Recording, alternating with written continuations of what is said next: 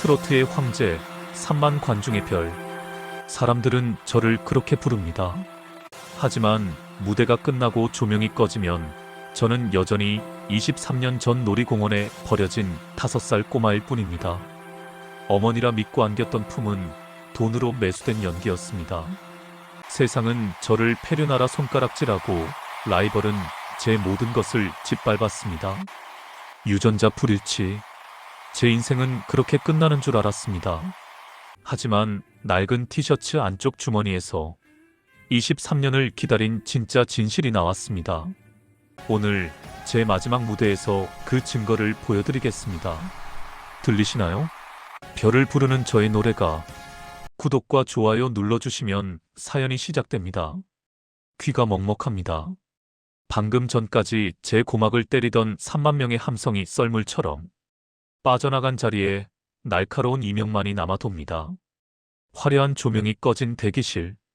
거울 속에 앉아있는 남자를 봅니다. 번쩍이는 스팽글이 박힌 붉은 재킷, 땀에 젖어 이마에 달라붙은 머리카락, 그리고 무대 위에서 짓던 미소가 채 지워지지 않아 기괴하게 굳어버린 입꼬리. 사람들은 이 남자를 트로트의 황제, 차민우라고 부릅니다. 하지만 저는 압니다. 민우 형, 오늘 진짜 역대급이었어. 국장님이 뒤풀이 오라고 난린데 진짜 안 갈 거야? 매니저 상훈 형의 목소리가 들립니다. 저는 대답 대신 물티슈를 뽑아 얼굴을 덮어버립니다. 차가운 감촉이 달아오른 피부에 닿자 그제야 현실로 돌아온 기분입니다. 오늘은 매월 마지막 주 수요일. 제가 세상에서 유일하게 가면을 벗을 수 있는 날이자 제가 누구인지 확인하러 가는 날입니다. 형, 차 대기시켜줘요. 나 어디 가는지 알잖아요. 상훈 형은 혀를 끌끌 찹니다. 지금 제 몸값이 얼만데 그 귀한 시간에 굳이 그 먼 곳까지 가서 봉사활동을 하느냐는 타박이겠죠. 하지만 형은 모릅니다. 그곳이 봉사 장소가 아니라 제 영혼이 숨쉬는 산소통이라는 사실을요. 검은색 밴을 타고 서울을 빠져나갑니다. 한강 다리 위로 스쳐 지나가는 불빛들이 마치 유성우처럼 보입니다. 차창에 머리를 기대고 눈을 감습니다. 덜컹거리는 차의 진동이 마치 요람 같습니다. 이윽고 차가 멈추고 익숙한 흙냄새가 창틈으로 스며들어옵니다. 경기도 외곽, 낡은 간판이 비스듬히 걸려있는 곳. 소망보육원. 5살 꼬마 김하늘이 부모님의 손을 놓치고 인파에 떠밀려 흘러들어온 종착지. 그리고 차민우라는 이름으로 다시 싹을 틔운 곳. 차에서 내리자마자 저는 300만 원짜리 무대 의상을 벗어 던집니다. 무릎이 다 늘어난 회색 트레이닝복으로 갈아입고 머리에 까치집을 지은 채 주방으로 들어갑니다. 이곳의 공기는 다릅니다. 오래된 나무 마룻바닥 냄새, 아이들이 널어놓은 빨래에서 나는 눅눅하면서도 포근한 비누 냄새, 그리고 무엇보다 사람의 온기가 섞인 밥 냄새. 형, 민우 형 왔다. 아이들이 우르르 몰려 나옵니다. 제 다리에 매달리는 녀석, 등 뒤로 올라타는 녀석. 이 아이들은 저를 트로트 황제가 아니라 그저 떡볶이 잘 만들어주는 민우 형으로 대합니다. 그 솔직한 무게감이 좋습니다. 저는 익숙하게 대형 솥단지에 물을 올립니다. 붉은 고추장을 풀고 설탕을 붓습니다. 보글보글 끓어오르는 붉은 거품을 멍하니 바라보다 보면 제 기억은 어느새 23년 전 그날의 드림랜드로 돌아갑니다. 회전 목마가 돌아가던 그 화려한 불빛. 엄마는 솜사탕을 사주겠다며 잠시 기다리라고 했습니다. 하지만 저는 하늘 위로 날아가는 붉은 풍선에 정신이 팔렸었죠. 그 풍선을 잡겠다고 몇 걸음 쫓아갔을 뿐인데 뒤를 돌아보았을 때 세상은 낯선 거인들의 다리 숲으로 변해 있었습니다. 엄마 하고 불렀던 목소리는 거대한 퍼레이드 음악 소리에 묻혀버렸고 그렇게 저는 미아가 되었습니다. 그때 입고 있었던 미키마우스 티셔츠, 엄마가 우리 하늘이 왕자님 같네하며 입혀주셨던 그 옷. 저는 지금도 가끔 품속에서 그 낡은 천 조각을 꺼내봅니다. 보육원 세탁기 속에서 수백 번을 돌고 돌아 이제는 색이 다 바래고 너덜너덜해졌지만 눈을 감고 그 천을 만지면 기적처럼 엄마의 손길이 느껴집니다. 따뜻하고 부드러웠던 그 마지막 감촉이. 형, 나 배고파. 생각에 잠겨 있는데 누군가 제 옷자락을 잡아당깁니다. 신입원생 우진이입니다. 이 녀석 며칠 전부터 밥을 통 안 먹는다고 원장님이 걱정하시던 아이입니다. 퀭한 눈으로 저를 올려다보는 우진이의 손에는 낡은 로봇 장난감이 들려 있습니다. 저는 국자를 내려놓고 쭈그려 앉아 우진이와 눈을 맞춥니다. 우진아, 엄마가 금방 데리러 온다고 했지? 우진이가 고개를 끄덕입니다. 금세 눈에 눈물이 그렁그렁 찹니다. 그래서 밥 안 먹고 기다리는 거지. 밥 먹으면 잠들까봐. 잠든 사이에 엄마가 왔다가 그냥 갈까봐. 우진이의 눈동자가 흔들립니다. 제 마음을 들켰다는 듯이요. 저도 그랬으니까요. 5살의 김하늘도 매일 밤 현관문 앞에 쪼그려 앉아 졸린 눈을 비비며 허벅지를 꼬집었습니다. 자면 안 돼. 엄마 올 거야. 하지만 엄마는 오지 않았고 저는 배가 고파 쓰러지듯 잠들었습니다. 우진아, 형이 비밀 하나 알려줄까? 제가 귓속말을 하듯 속삭입니다. 형도 여기서 엄마 기다렸어. 근데 배가 고프니까 목소리가 안 나오더라. 엄마가 저기 문 밖까지 왔는데 내가 엄마 하고 크게 불러야 들을 수 있잖아. 근데 배가 고파서 모기만한 소리밖에 안 나오는 거야. 그래서 엄마가 못 듣고 지나가 버리면 어떡해? 우진이가 침을 꿀꺽 삼킵니다. 그러니까 먹어야 해. 밥을 든든히 먹고 힘을 키워야 해. 그래야 엄마가 왔을 때 세상이 떠나가라 부를 수 있어. 알았지? 저는 우진이의 입에 떡볶이 하나를 쏙 넣어줍니다. 우물우물 아이가 떡볶이를 씹어 삼킵니다. 그 모습을 보는데 왜 제가 눈물이 날 것 같을까요? 설거지를 마치고 원장실에 들어갑니다. 박 원장님은 돋보기를 쓴 채 가계부를 쓰고 계십니다. 20년 전이나 지금이나 변함없는 모습입니다. 저에게 떡볶이를 처음 만들어 주셨던 분이자 제가 가수의 꿈을 꿀 때 유일하게 기타를 사주셨던 분. 민우야, 너 이번 주에 토크쇼 나간다며. 원장님이 돋보기를 내리며 물으십니다. 네. 시청률 제일 높은 프로래요. 또 부모님 찾는 얘기 할 거니? 원장님의 목소리에 근심이 서려 있습니다. 이제 그만하면 안 될까? 벌써 몇 년째니? 기대가 크면 상처도 큰 법이야. 혹시라도 부모님이 널 찾고 싶지 않은 상황일 수도 있고. 저는 품속의 티셔츠 조각을 만지작거립니다. 원장님, 제가 노래하는 이유 아시잖아요. 돈 많이 벌고 유명해지려는 게 아니에요. 제 목소리가 최대한 멀리, 높이 퍼져야 하니까요. 엄마 아빠가 TV를 잘 안 보시는 분들일 수도 있고 아주 먼 시골에 계실 수도 있잖아요. 대한민국 어디에 계시든 제 노래가 들리게 하려면 제가 더 높은 곳에 올라가서 소리치는 수밖에 없어요. 원장님은 한숨을 쉬며 제 손을 잡습니다. 그 거친 손마디에서 전해지는 투박한 위로. 그래, 내 한이 그렇다면 어쩌겠니? 부디 상처받지 않길 기도하마. 다시 서울로 돌아오는 길. 차창 밖으로 보이는 서울의 야경은 여전히 화려합니다. 하지만 저는 압니다. 저 수많은 불빛 중에 저를 기다려 켜진 불빛은 단 하나도 없다는 것을. 그래서 저는 오늘도 노래합니다. 어둠 속에 홀로 켜진 가로등처럼 누군가 나를 봐주길 바라며. 며칠 뒤 방송국 로비. 대리석 바닥이 거울처럼 반짝이는 이곳은 전쟁터입니다. 미소 짓는 얼굴 뒤로 서로를 밟고 올라서려는 욕망들이 엉켜있는 곳. 저만 치서 익숙한, 하지만 마주치기 싫은 얼굴이 다가옵니다. 강도진.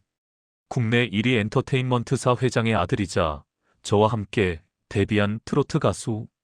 명품 수트를 입고 선글라스를 낀 그에게선 비싼 향수 냄새가 진동합니다.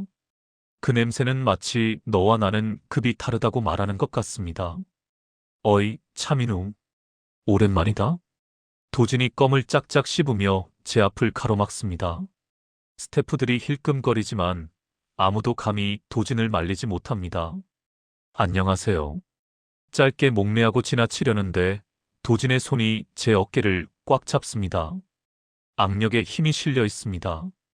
야, 너 이번에 가슴을 울려라 나간다며? 작가들한테 대본 받았어? 또 뭐 고아원 스토리 풀고 눈물 한 바가지 쏟고 그러냐? 도진이 킬킬거립니다. 그 웃음소리가 귓가에 끈적하게 달라붙습니다. 지겹지도 않냐? 실력 없으면 감성팔이라도 해야 먹고 살지, 암. 이해한다. 주먹이 쥐어집니다. 손톱이 손바닥을 파고들 만큼 꽉 쥐었지만 저는 표정을 풀지 않습니다. 여기서 화를 내면 지는 겁니다. 그는 제가 무너지는 꼴을 보고 싶은 거니까요. 도진 씨, 저는 감성팔이가 아니라 제 인생을 노래하는 겁니다. 온실 속에서 자란 도진 씨는 죽었다 깨어나도 모르는 감정이죠. 그게 제 무기고요. 도진의 선글라스 너머 눈썹이 꿈틀합니다. 뭐, 야, 이 근본 없는 자식이. 그래, 어디 얼마나 잘하나 보자. 근데 조심해라. 너무 높이 올라가면 떨어질 때 뼈도 못 추린다.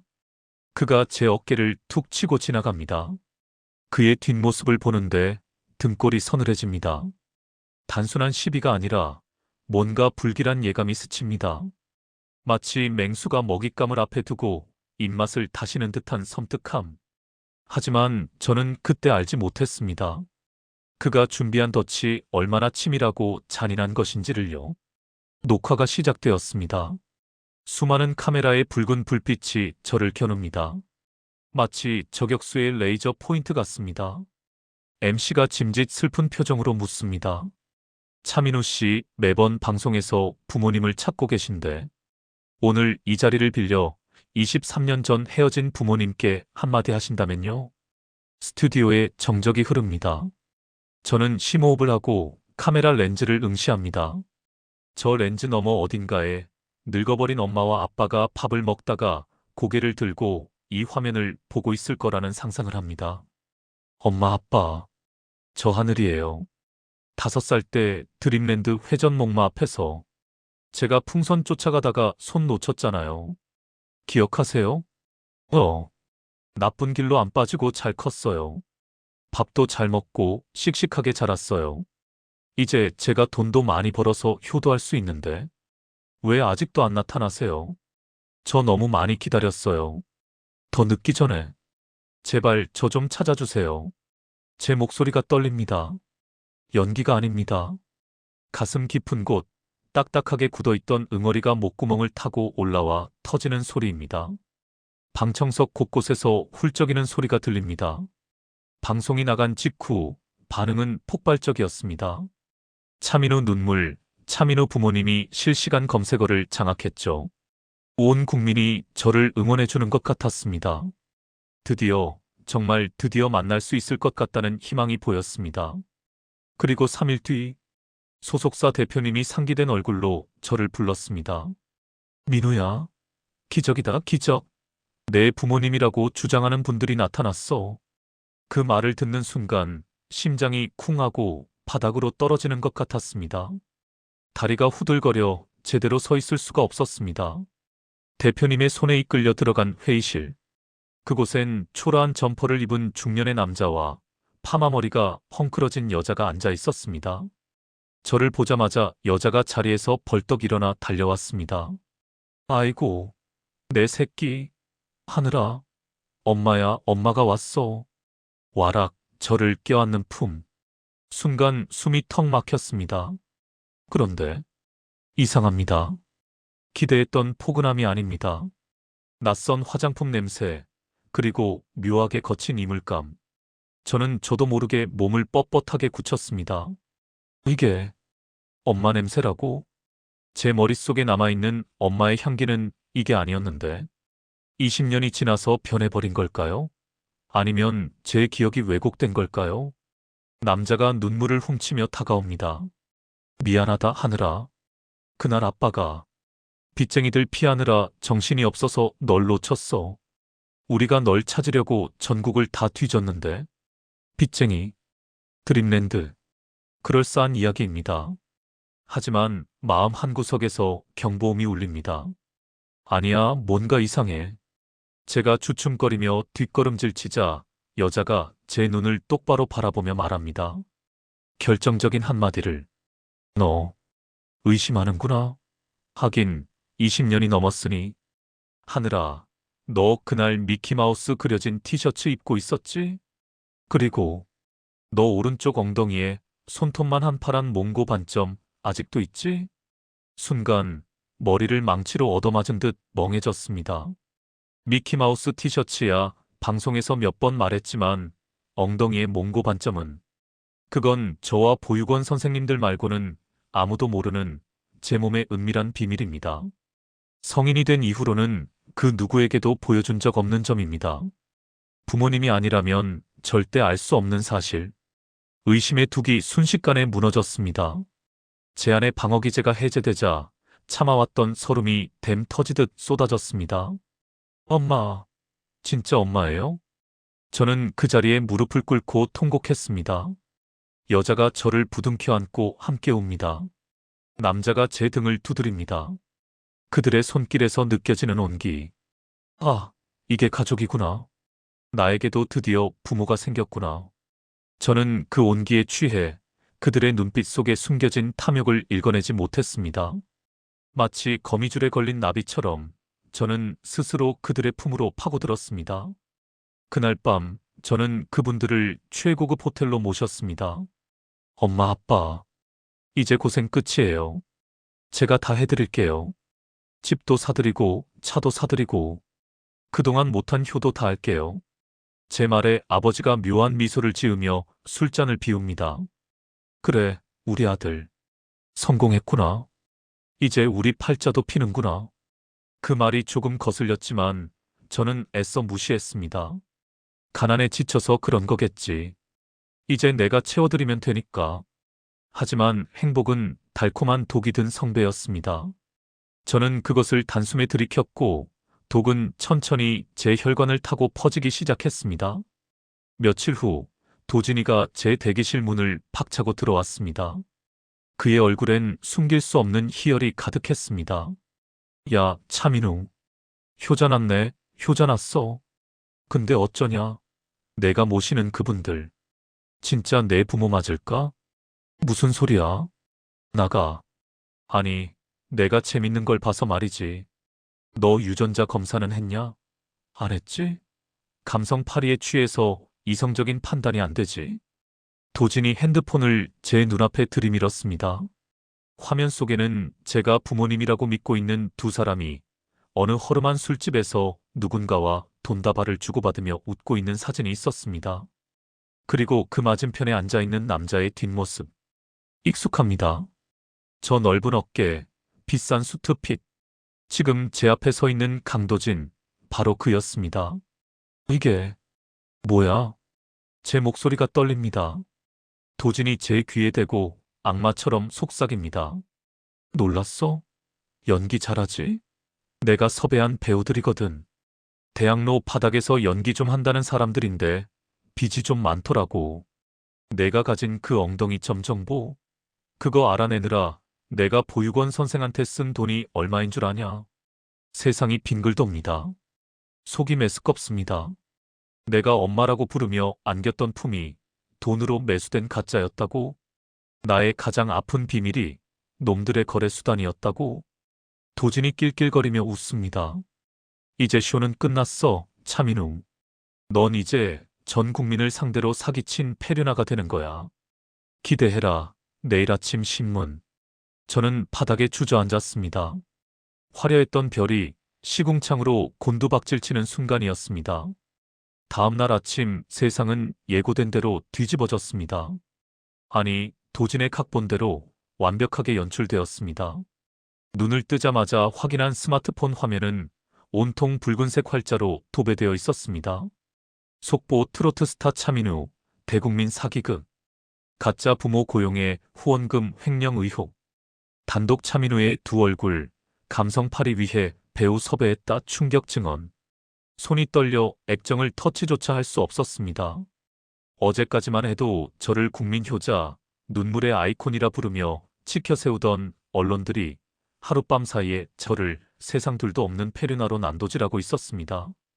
댓글창은 차마 눈뜨고 볼 수 없는 지옥도였습니다. 고아인 척하더니 뒤통수를 치네. 돈에 미쳐서 부모까지 파냐? 역시 근본 없는 놈은 믿는 게 아니다. 활자 하나하나가 비수가 되어 제 심장에 꽂혔습니다.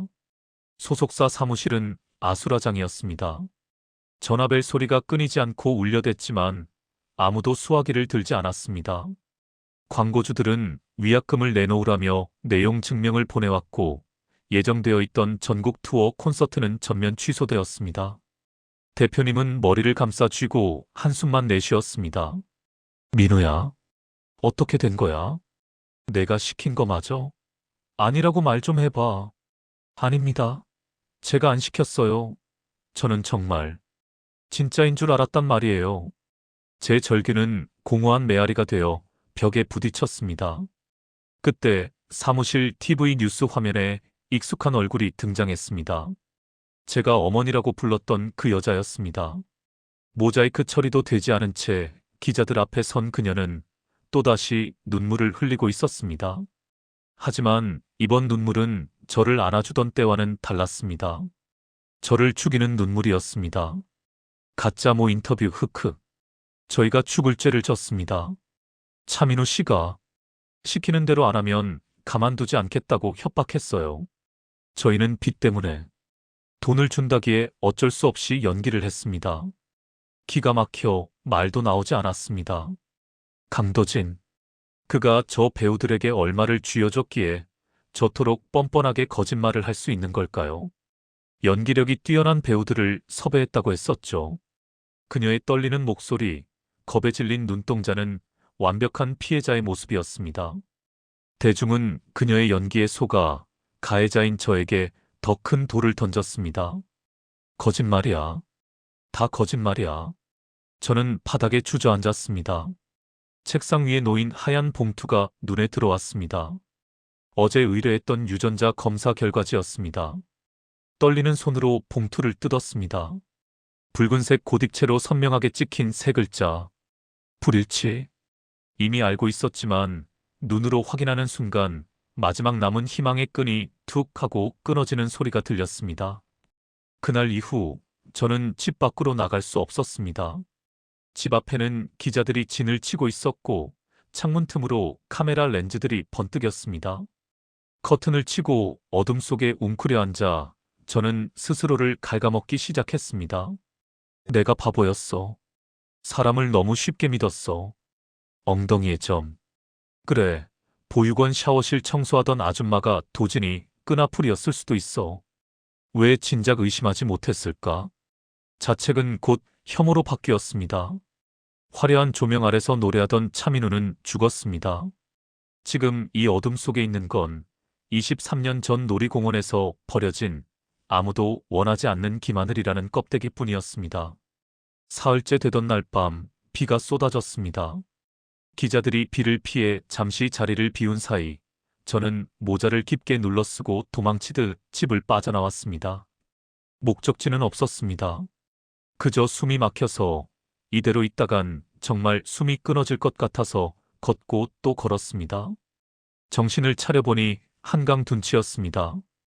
검은 강물이 거칠게 일렁이고 있었습니다. 쏟아지는 빗줄기가 제 몸을 때렸지만 차갑지도 않았습니다. 이미 마음이 얼음장처럼 차가웠으니까요. 난간 앞에 섰습니다. 저 아래 검은 물속으로 들어가면 이 지옥 같은 소음이 멈출까요? 사기꾼, 폐류나 가짜, 귓가를 맴도는 환청들이 물속에선 들리지 않을까요? 난간을 잡은 손에 힘이 들어갔습니다. 발을 떼려는 순간 뒤에서 누군가 우산을 씌워주었습니다. 따뜻한 온기일까 기대하며 돌아본 그곳에는 악마가 서 있었습니다. 강도진. 그는 고급 우산을 쓴 채 비에 젖은 생쥐꼴이 된 저를 비웃듯 내려다보고 있었습니다. 야, 차민우. 꼴 좋다. 도진의 목소리는 빗소리를 뚫고 선명하게 박혔습니다. 여기서 뛰어내리게? 그럼 내일 신문 일면은 차민우, 죄책감에 극단적 선택 이렇게 나겠네. 완벽한 결말이야. 저는 힘이 풀려 주저앉았습니다. 분노할 힘조차 남아있지 않았습니다. 도진아, 왜 그랬어? 내가 너한테 뭘 그렇게 잘못했니? 그냥 노래가 하고 싶었을 뿐인데. 잘못? 내 존재 자체가 잘못이야. 도진이 제 멱살을 잡지 않고 발로 제 어깨를 툭툭 쳤습니다. 그 멸시의 몸짓. 너 같은 뿌리 없는 잡초가 우리 같은 로열 패밀리랑 겸상을 하려고 한 게 죄야. 주제를 알았어야지. 넌 그냥 가짜야. 내 부모도 가짜, 내 인생도 가짜, 내 노래도 다 가짜라고. 도진이 낄낄거리며 돌아섰습니다. 가라. 가서 죽든 살든 마음대로 해. 어차피 넌 끝났으니까. 그의 구두 굽소리가 멀어질 때까지 저는 빗속에 널브러져 있었습니다. 가짜. 그래요. 어쩌면 그의 말이 맞을지도 모릅니다. 부모님을 찾겠다는 꿈도 사람들이 내 노래에 감동한다는 믿음도 다 제 망상이 만들어낸 가짜였을지도 모릅니다. 일어설 힘이 없었습니다. 이대로 빗물에 녹아버리고 싶었습니다. 그때였습니다. 주머니 속 깊은 곳에서 미세한 진동이 느껴졌습니다. 핸드폰을 끈 줄 알았는데 켜져 있었나 봅니다. 무시하려 했습니다. 받아봤자 욕설 문자거나 빚독촉 전화일 테니까요. 하지만 진동은 멈추지 않았습니다. 끊어질 듯 하면서도 끈질기게 저를 불렀습니다. 마치 벼랑 끝에 매달린 손을 놓지 말라고 소리치는 것처럼. 떨리는 손으로 젖은 핸드폰을 꺼냈습니다. 액정에 뜬 이름 3글자. 박 원장님. 받고 싶지 않았습니다. 실망시켜드려서 죄송해서 면목이 없어서. 하지만 저도 모르게 통화 버튼을 눌렀습니다.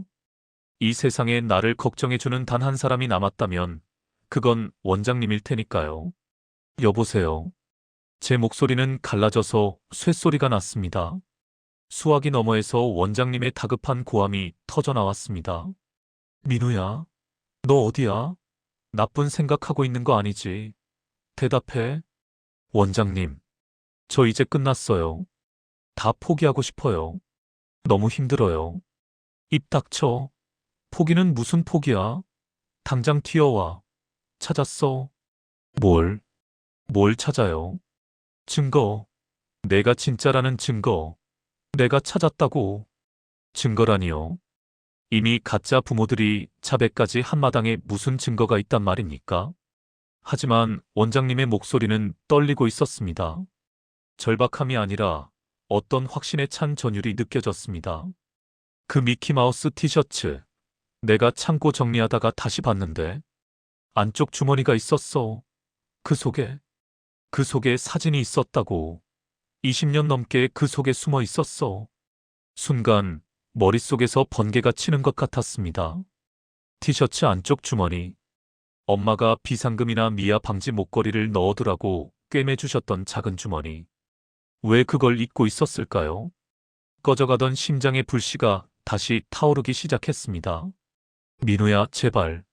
죽지 말고 와라. 와서 내 눈으로 봐. 넌 가짜가 아니야. 저는 비틀거리며 일어났습니다. 다리에 힘이 들어갔습니다. 죽으러 온 게 아닙니다. 저는 확인해야겠습니다. 내 인생이 정말 송두리째 가짜였는지 아니면 저 시궁창 속에 진짜 보석이 숨겨져 있었는지. 택시를 잡으러 빗속을 달렸습니다. 이것이 저의 마지막 달리기가 될지라도. 새벽 3시. 흠뻑 젖은 채 도착한 소망 보육원 창고. 습한 곰팡이 냄새와 오래된 종이 냄새가 섞인 그곳에서 박 원장님이 낡은 스탠드 불빛 아래 앉아 계셨습니다. 원장님은 저를 보자마자 달려와 수건으로 제 물기를 닦아주셨습니다. 아무 말도 없이 그저 우셨습니다. 그리고 떨리는 손으로 책상 위에 놓인 작은 비닐팩을 가리키셨습니다. 봐라. 이게 내가 입고 왔던 그 옷에서 나온 거다. 저는 숨을 멈추고 다가갔습니다. 책상 위에는 제가 수없이 만졌던 너덜너덜해진 미키마우스 티셔츠 조각이 펼쳐져 있었습니다. 원장님이 가위로 뜯어낸 안쪽 솔기 사이로 꼬깃꼬깃 접힌 종이 뭉치가 보였습니다. 세월의 습기를 머금어 누렇게 변하고 서로 달라붙어 딱딱해진 종이. 손이 덜덜 떨렸습니다. 자칫하면 찢어질 것 같아서 아주 조심스럽게 손톱 끝으로 종이를 폈습니다. 한 겹, 두 겹.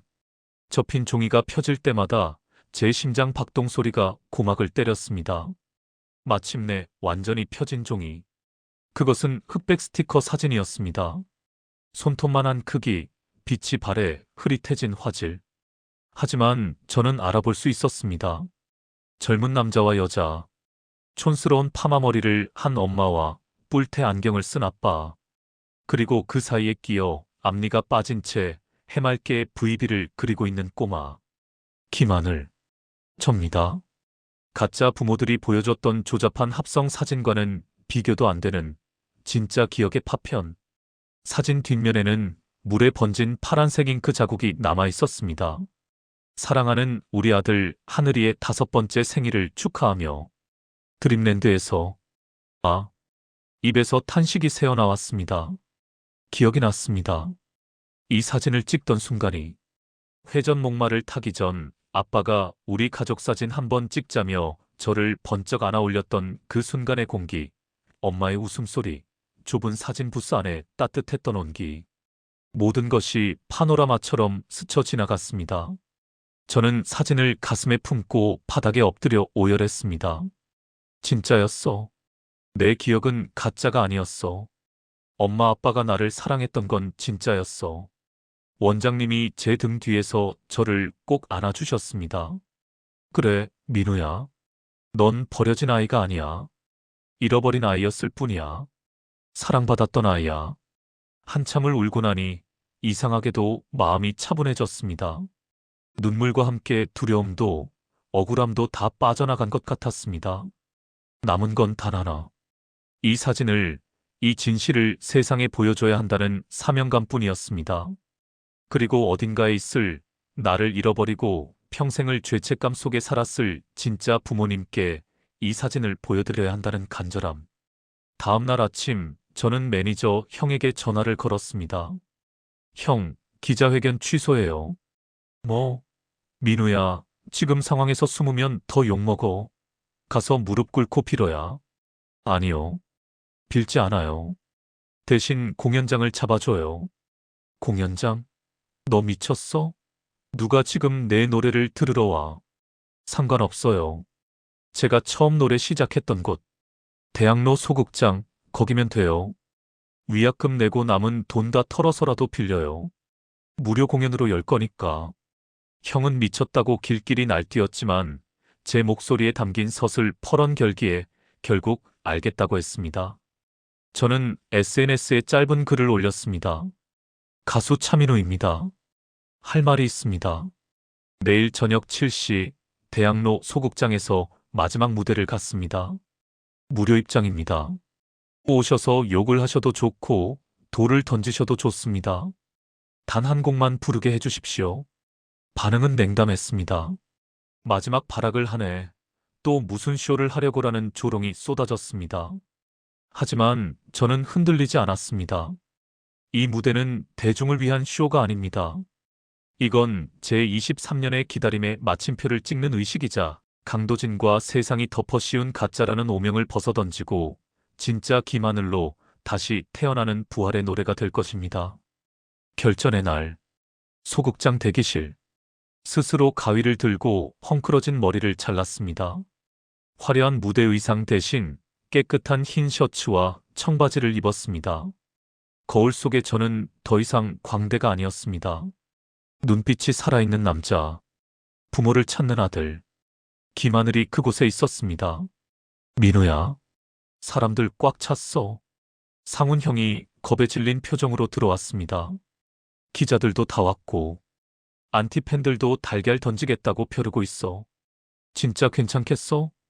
네, 괜찮아요. 그리고 그 자식도 왔어. 강도진. 맨 앞줄 정중앙에 앉아서 팔짱 끼고 있더라. 너 망하는 꼴 직관하겠다고. 강도진. 오히려 잘 됐습니다. 내 추락을 보러 왔겠지만 그는 오늘 목격하게 될 겁니다. 진실이 거짓을 어떻게 집어삼키는지, 잡초가 어떻게 콘크리트 바닥을 뚫고 꽃을 피우는지. 가시죠. 저는 뚜벅뚜벅 무대를 향해 걸어갔습니다. 어둡고 긴 통로 끝 희미한 조명이 보입니다. 심장이 터질 듯이 뛰지만 발걸음은 그 어느 때보다 가볍습니다. 주머니 속에는 박 원장님이 찾아주신 반쪽짜리 진실, 그 작은 흑백 사진이 들어 있습니다. 이제 별을 부를 시간입니다. 무대 위로 걸어나가는 그 짧은 순간이 제게는 영겁의 시간처럼 느껴졌습니다. 발자국 소리가 나무 바닥을 울릴 때마다 심장이 엇박자로 뛰었습니다. 커튼을 걷고 조명 아래로 나서자 객석을 가득 메운 사람들이 보였습니다. 응원봉 대신 팔짱을 낀 사람들, 환호 대신 차가운 침묵 혹은 야유를 보내는 사람들, 그리고 맨 앞줄 정중앙, 다리를 꼬고 앉아 입꼬리를 비틀고 있는 강도진. 그의 눈빛은 말하고 있었습니다. 어디 한번 지져봐. 그래봤자 넌 끝났어. 저는 마이크 스탠드 앞에 섰습니다. 눈이 부셨지만 눈을 피하지 않았습니다. 아무런 인사말도 변명도 하지 않았습니다. 그저 뒤쪽 스크린을 향해 손짓했습니다. 빔 프로젝터가 웅마이너스하고 돌아가며 하얀 스크린 위에 사진 한 장을 띄웠습니다. 박 원장님이 찾아주신 그 낡고 빛바랜 흑백 사진. 손톱만 한 스티커 사진이 거대한 화면을 가득 채우자 픽셀은 깨지고 흐릿했습니다. 하지만 그 속에 담긴 진실만큼은 선명했습니다. 젊은 아빠, 엄마, 그리고 그 사이에서 VB를 그리고 있는 꼬마 김하늘. 객석의 웅성거림이 순식간에 잦아들었습니다. 그것은 조잡한 합성 사진에서는 느낄 수 없는 세월의 무게가 담긴 진짜였기 때문입니다. 도진의 미소가 일순간 굳어지는 것을 보았습니다. 저는 마이크를 잡았습니다. 떨리지 않았습니다. 저는 멍청했습니다. 사기꾼들에게 속아 가짜 부모를 진짜라 믿었고 여러분을 실망시켰습니다. 변명하지 않겠습니다. 잠시 숨을 고르고 객석을 천천히 둘러보며 말을 이었습니다. 하지만 저 사진 속 꼬마 김하늘만큼은 진짜입니다. 오늘 이 자리가 가수 차민우의 은퇴 무대가 될지라도 상관없습니다. 이 노래가 어딘가에서 숨죽여 울고 계실 저를 잃어버리고 평생을 죄책감 속에 사셨을 진짜 부모님께 닿기만을 바랍니다. 눈을 감았습니다. 3만 명의 관객도 화려한 조명도 필요 없었습니다. 그저 5살 꼬마가 되어 잃어버린 엄마를 부르는 심정으로 노래를 시작했습니다. 제목은 길 잃은 별. 엄마, 밥은 먹었어? 저녁 때가 되면 남의 집 담장 넘어오는 된장찌개 냄새에 자꾸만 뒤를 돌아보게 돼. 기교는 버렸습니다. 화려한 고음도 꺾기도 다 내려놓았습니다. 그저 말하듯이 읊조리듯이 가사 한마디 한마디에 지난 23년의 외로움을 꾹꾹 눌러 담았습니다. 보육원 담장 너머로 들려오던 다른 가족들의 웃음소리, 명절날 텅 빈 식당에서 혼자 삼키던 찬밥 덩어리, 그 모든 서러움이 선율을 타고 흘러나왔습니다. 어디에 있니? 어디에 있니? 나는 여기서. 키만 훌쩍 커버린 채 여전히 그날의 골목길을 서성이고 있는데 노래가 절정으로 치닫자 객석 곳곳에서 훌쩍이는 소리가 들려왔습니다. 팔짱을 끼고 있던 관객들이 하나둘 눈물을 훔쳤습니다. 심지어 저를 욕하러 왔던 안티팬들마저 고개를 숙였습니다.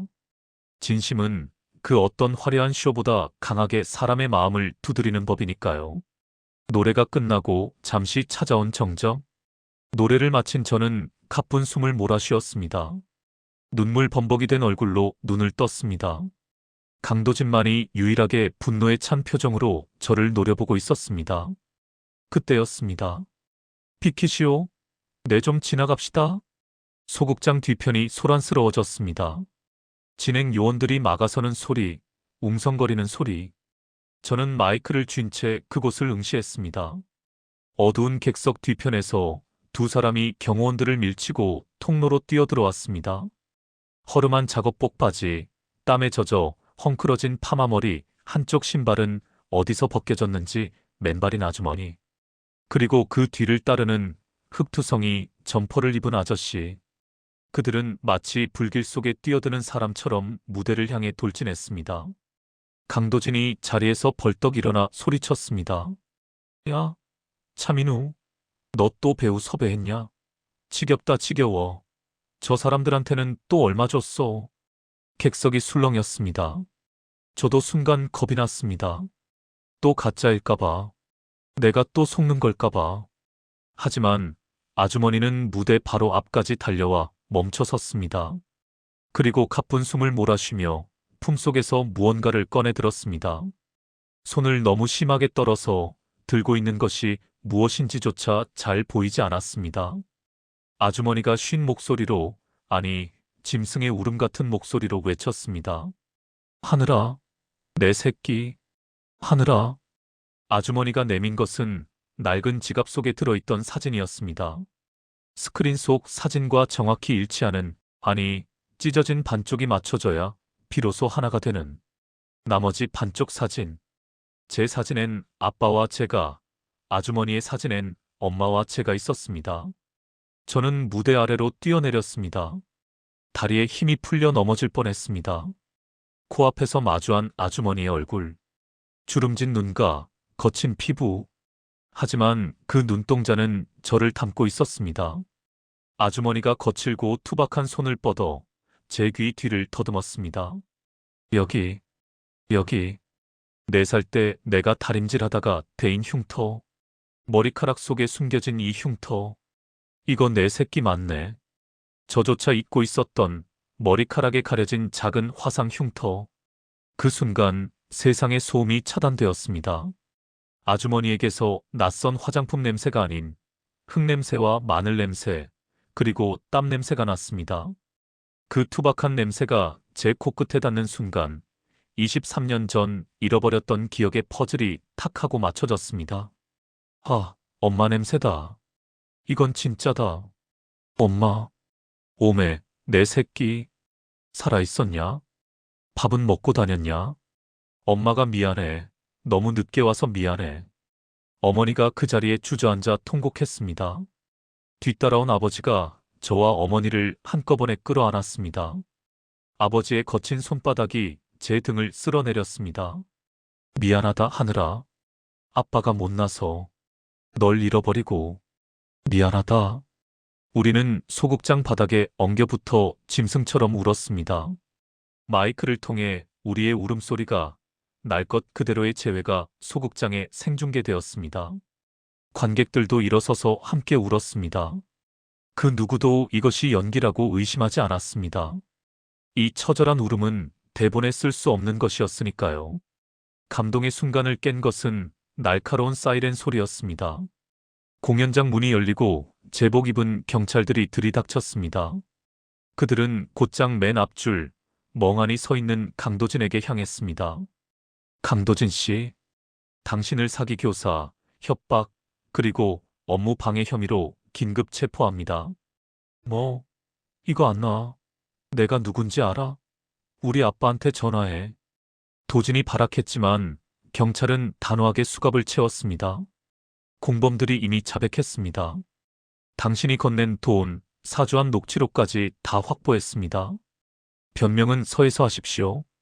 가짜 부모 중 한 명이 양심의 가책을 이기지 못하고 공연 시작 직전 모든 증거를 들고 경찰에 자수한 것이었습니다. 이거 놔. 이거 놓으라고. 차민우 저 새끼는 가짜야. 내가 진짜라고. 도진이 괴성을 지르며 끌려나갔습니다. 수많은 카메라 플래시가 그의 일그러진 얼굴을 비췄습니다. 그의 몰락은 그가 저를 무너뜨리려 했던 방식 그대로 전 국민에게 생중계되었습니다. 악당이 사라진 무대. 저는 부모님의 부축을 받으며 다시 일어섰습니다. 관객들이 기립박수를 보내고 있었습니다. 그것은 화려한 스타 차민우를 향한 환호가 아니었습니다. 긴 여행을 끝내고 마침내 집으로 돌아온 5살 꼬마 김하늘을 향한 따뜻한 격려의 박수였습니다. 1년이 지났습니다. 계절은 다시 돌고 돌아 따뜻한 봄이 되었습니다. 저는 여전히 노래를 부릅니다. 하지만 무대는 조금 달라졌습니다. 화려한 조명도 3만 명의 관객도 없는 곳. 바로 소망 보육원 앞마당입니다. 자, 줄 서세요. 오늘은 민우 형네 엄마표 진짜 시골 된장찌개다. 제가 소리치자 아이들이 식판을 들고 뛰어옵니다. 커다란 솥단지 앞에서 앞치마를 두른 어머니가 땀을 뻘뻘 흘리며 국을 푸고 계십니다. 아이고, 우리 우진이 많이 먹어라. 콩나물도 먹고. 아버지는 옆에서 묵묵히 설거지하고 계십니다. 퉁명스러운 표정이지만 입가에는 미소가 걸려 있습니다. 그 모습을 바라보는 것만으로도 배가 부릅니다. 저는 기타를 메고 벤치에 앉습니다. 우진이가 입가에 파풀을 묻힌 채 제 옆에 앉습니다. 형, 나도 나중에 형처럼 가수 될래. 제가 우진이의 머리를 쓰다듬으며 말합니다. 그래, 그럼 형이랑 약속 하나 하자. 나중에 유명해져도 절대 혼자 먹지 않기. 알았지? 응, 알았어. 저는 기타 줄을 튕깁니다. 이제 제 노래에는 한 대신 정이 담겨 있습니다. 길을 잃었던 별이 다시 제자리를 찾은 이야기. 어둠 속에서도 포기하지 않고 부르면 언젠가는 반드시 대답이 돌아온다는 희망의 노래. 안녕하세요. 저는 김하늘, 그리고 여러분의 가수 차민우입니다. 제 진짜 노래는 이제부터 시작입니다. 따뜻한 햇살 아래 우리 가족과 아이들의 웃음소리가 음악이 되어 하늘 높이 퍼져나갑니다. 저 멀리 하늘에서도 별들이 우리를 보고 웃는 것 같습니다. 지금까지 차민우 김하늘의 긴 여정을 함께 들어주셔서 감사합니다. 어린 시절의 상처, 성공 뒤의 공허함, 끔찍한 배신, 그리고 극적인 재회까지. 이 이야기가 당신에게 가장 소중한 것은 눈에 보이지 않지만 언젠가는 반드시 닿는다는 작은 위로가 되었기를 바랍니다. 감사합니다.